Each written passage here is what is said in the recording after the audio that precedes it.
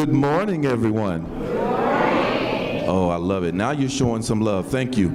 Welcome. We'd like to welcome you. There are people that have flown in from all parts of the country. We'd like to thank you for attending the 2014 National Leadership Diversity Summit and Award Ceremony. This is our first annual event, and we'd like to welcome you. Thank you for your attendance.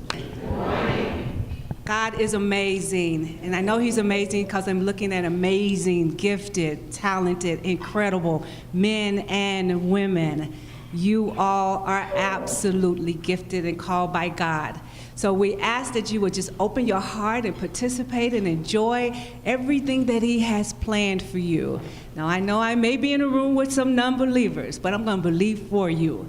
Amen. And so we're going to ask that your presence, your joy, your peace, your love, and fellowship, if you don't know what that means, hanging out with each other, is a wonderful time. So be blessed the whole day. Take something back with you that'll be able to encourage other people.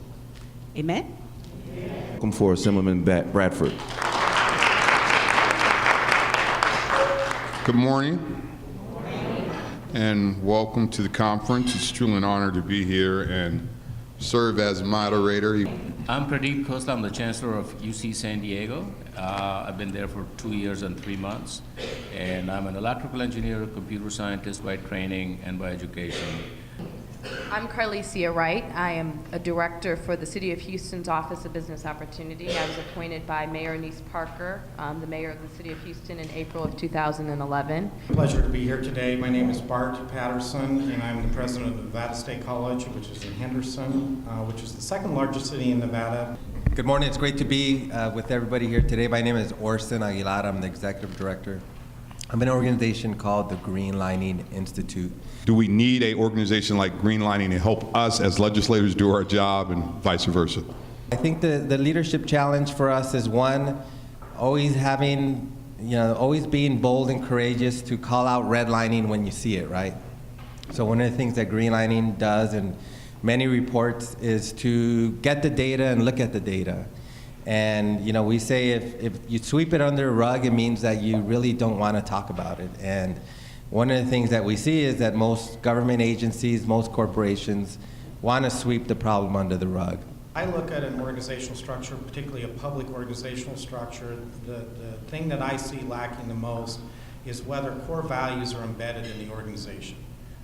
That happens in the business world, and sometimes in public entities, it doesn't happen. And there's a local, national company, Zappos is based here.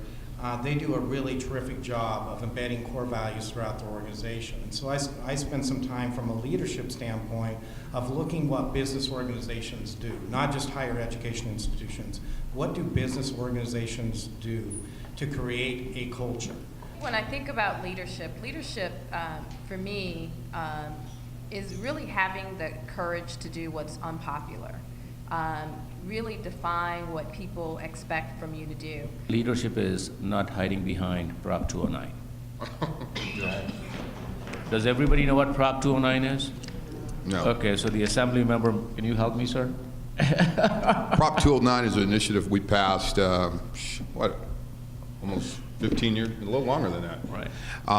To eliminate looking at race as it relates to doing business in the state of California. And The impact is that every time we pick somebody of color or a minority person, we have to go out of our way to justify that we didn't pick this person because of color, which is totally ridiculous. what obstacles in making sure that didn't happen? Are you facing or finding any challenges like that as well with the city of Houston?